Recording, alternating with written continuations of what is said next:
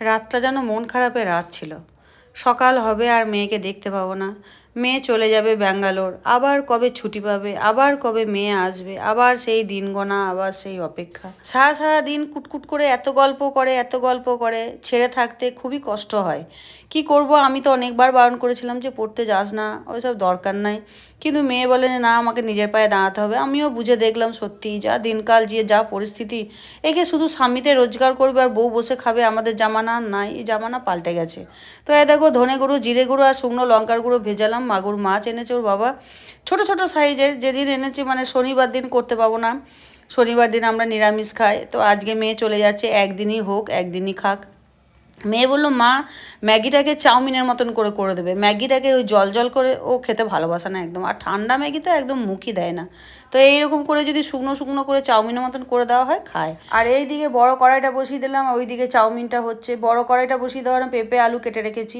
আর এই মাগুর মাছের ঝোল আমার কাছে শিখে নাও, এত সিম্পল এত সিম্পল, কোনো ঝামেলা নাই। ওই একটু পেঁপে আলু নাড়াচাড়া করে দিয়ে, কাঁচা লঙ্কা আর টমেটো ছিল দিয়ে দিলাম, বাস এবার নাড়াচাড়া করতে হবে। আর ওই যে জিরে গুঁড়ো ধনে গুঁড়ো ভিজিয়ে রেখেছি, ওর সঙ্গে একটু হলুদ দিয়ে দিলাম, কারণ হলুদটা দিতে ভুলে গেছিলাম। তো হলুদটা দিয়ে দিলাম। এই মশলা কিছুই ঝামেলা নয়, না আদা বাটা, না জিরে বাটা, এসব কিছু না, গুঁড়ো থাকলেই হবে। ও ধনে গুঁড়ো জিরে গুঁড়ো থাকলেই হবে। আর এই যে কালারের জন্য কাশ্মীরি লঙ্কা তোমরা দেবে, আমার কাশ্মীরি লঙ্কা ঘরে নাই, ওই জন্য আমি ঝাল লঙ্কাটাই দিয়ে দিলাম। তো ঝাল আমরা তো প্রচুর খাই, কোনো অসুবিধাই নাই। আর কালার না হলে পরেই তখন অসুবিধা হয়ে যাবে। এটা কী করেছো, রুগীর ঝোল, হ্যাঁ ফ্যার ফ্যার করছে, এইসব অনেক রকম কথা বলে। আরে নুন তো দিয়ে দিলাম। এদিকে মাগুর মাছ কিন্তু এখন বালতির মধ্যে টুপুং টাপুং করছে, আমি এদিকে ঝোলটা চাপিয়ে দিলাম, আর এদিকে মাগুর মাছ তুলতে নিয়ে এসেছি। ও বাবা, আমাকে নাজেহাল করে মারছে। দেখো জামবাটিতে নুন দিয়েছি আর মাগুর মাছ তুলছি, বাবরে উঠবে না, আর আমি ছাড়বো না। জামবাটিতে দিচ্ছি যখন লাফিয়ে পড়ে যাচ্ছে, নুন আছে না। তারপর ঢাকা দিয়ে দিয়ে মাগুর মাছগুলোকে তুললাম, বহু কষ্ট করে, বহু যন্ত্রণা সহ্য করে। এই মাগুর মাছ নিয়ে খুব কেলেঙ্কারি গো, যখন নিয়ে আসে মানে আমার পাগল পাগল লাগে। কী করে কি করব। আর গুচ্ছে নিয়ে এসেছে গো এক গাদা। মেয়ে তো একদিন খাচ্ছে, আর বাকি দিনগুলো সব আমরাই খাবো, আর কি করা যাবে। মাছ যখন পেলো তখন তো যাওয়ারও সময়ই হয়ে গেল, তাহলে আর কি করা যাবে। দেখো সুঁটটাকে কাটার জন্য একবার কাঁচি, একবার বটি, একবার একবার সে। আর এই দিকে টেনশন হচ্ছে, মেয়ে আমার এখনই হুপ করে চলে আসবে, নিয়ে বলবে মা আমি খাবার দাও। এই দিকে দেখো সজনে ফুল করব, আর ওই মাগুর মাছের ঝোল, আর কিছু হবে না। চাউমিন হয়েছে। আর ভোর থেকে উঠে আর কি হয়, সেই 4টায় উঠেছি, তাও সামলাতে পারছি না। তো এই দেখো ফুলটাও আমি যতগুলোই রান্না করি খুব সহজভাবে রান্না করি, অথচ টেস্ট হয়। সত্যি বলতে টেস্ট হয়, আমার বর খেতে খুব ভালোবাসে আমার হাতের রান্না। তো এই দেখো সর্ষের গুঁড়ো ভিজিয়ে রেখেছিলাম, ওই সজনে ফুল, টমেটো, কাঁচা লঙ্কা, ওই 5 ফোড়ন তেলে দিয়ে, সর্ষের তেল দিয়ে, আরও হলুদ, নুন, চিনি এ সকল দিয়ে দিলাম, বাস এবার ঢাকা দিয়ে দেবো। আর এই কড়াইটা নিয়ে তোমরা অনেকেই শুধিয়েছো, দিদি কড়াইটা ব্যবহার করে দেখবে কেমন, বলবে। কড়াইটা অসম্ভব ভালো, অসম্ভব। আমার ওই যে বড় কড়াইটা দেখছো, আমি ওইটাকে আন্দাজ করেই নিয়েছি যে 1300-1400 টাকা দাম, তাহলে নিশ্চয়ই ভালো হবে। ওরে বাপরে, যেরকম ভারী তেমনি সুন্দর, একদম মানে মাজতেও সুবিধা, রান্না করতেও সুবিধা। আর ওইদিকে মাগুর মাছের সঙ্গে নাচানাচি করছি, বিশ্বযুদ্ধ লেগে গেছে। মাগুর মাছ ভাজতে গেলে যদি ঢাকা না দিয়েছো তো কেলেঙ্কারি করে দেবে, গোটা গা ফুটে মুখে একবার একাকার হয়ে যাবে। এরকম ভোগ আমি অনেক করেছি বিয়ের পর, জানতাম না, মরে গেছি ফোসকা পড়ে এই পড়ে। এখন ঢাকা দিয়ে দিয়ে করি। তো ছাড়ার সঙ্গে সঙ্গেই গ্যাস ওভেনের মতো ভর্তি হয়ে গেল তেলে, সঙ্গে সঙ্গে মুছে নিলাম। আমার আবার এখন মেনিয়া হয়ে গেছে, যখনই গ্যাসের ওভেনের উপর নোংরা পড়ছে তো সঙ্গে সঙ্গে আমাকে মুছতে হচ্ছে, তার জন্য আমি ছেঁকাও খেয়ে যাচ্ছি। আমি কত জ্ঞান দিয়েছি যে এরকম করে মুছো না, হাতে ফোসকা পড়ে যাবে, অন্যকে। আজকে আমি নিজেই করছি।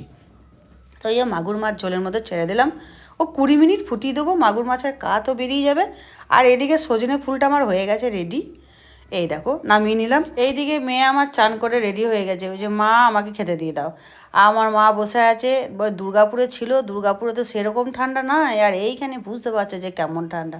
মাকে গরম গরম চা আর বিস্কুট দিয়ে দিলাম, যে তুমি চা বিস্কুটটা খাও ততক্ষণ। আর বসে আছে, আমার মেয়ে আসতে যাবে, তার জন্য মাও চলে এসেছে। মায়েরও খুব মন খারাপ যে মেয়েটা আমার আবার অতদিন ছিল আবার চলে যাচ্ছে। ওই অতদিন ছিল এটাতেই বেশি মন খারাপ লাগে। ওই 2-4 দিন থেকে 2-4 দিন পর চলে যায় তাও ঠিক আছে, মনকেই বোঝায় যে ঠিক আছে, কোনো ব্যাপার না, ও তো আবার সেই চলে আসবে, তো 2 বছরের ব্যাপার। আবার কখন যে অজান্তেই মন খারাপ হয়ে যায় সে আর বলার কথা নয়। খাবারগুলো ছিল খুবই গরম, ফু ফা করে কোনো রকম খেলো। তারপরে এই সময় হয়ে গেল যাওয়ার। মা আমি আসছি, হ্যাঁ এসো বাবা আমার, সোনারে আমার।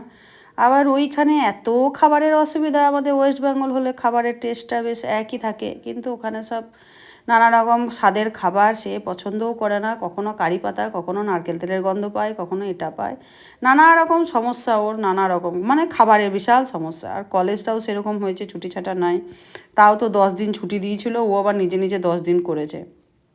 20 দিন হয়ে গিয়ে আরও বেশি মন খারাপের মানে হয়ে গেল। অনেক দিন ধরে ঘরে ছিল আর কুটকুট করে গল্প গল্প, সারাদিন গল্প, ঘরের মধ্যেই থাকে আর গল্প করে। সেই সব দিন সব ছেড়ে ছুড়ে দিয়ে এখন সে চললো। এখন ছুটি কবে পাবে, কি হবে, কিচ্ছু বলা যাচ্ছে না।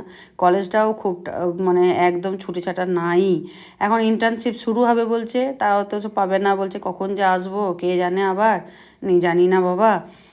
আর কি করা যাবে, কিছু তো করার নয়, নিজের পায়ে দাঁড়াতে গেলে তো এগুলো করতেই হবে। বেশ কয়েকদিন ওপরতলাটা তো একদম উঠাই যায় না, সারা সারা দিন ওই ওপরতলাতেই থাকতো, ওখানেই ঘুমাতো, আর ওই গল্প, আর ওই জামা কাপড় কেচেই আমি যখন ডাকতাম টিসা এগুলো মেলে দিয়ে আয়, তো সেগুলি ওখান থেকে ফোন করলো শ্যামলী যে আমরা আসছি, 9:30টায় পানাগড়ে টাইম আছে। এখানে দেখো এটা আমাদের শিল্পতালু, 9:30 তার টাইম, কিন্তু চলে এসেছে 9:21। মেয়েটা তাড়াহুড়ো করছে, যখন রাস্তাতে যাচ্ছি বলছে মা তাড়াতাড়ি যেতে হবে, তাড়াতাড়ি যেতে হবে। তাড়াহুড়ো করিস না তো, ঠিক বাস চলে আসবে। ও মা, আমরা যেতে না যেতে, দাঁড়াতে না দাঁড়াতে শ্যামলী 9:21 চলে এলো। মেয়ে আমার আসতে গেল, তোমরা আশীর্বাদ করো যেন সে সফল হয়েই ফেরে। আমি রইলাম অপেক্ষায়।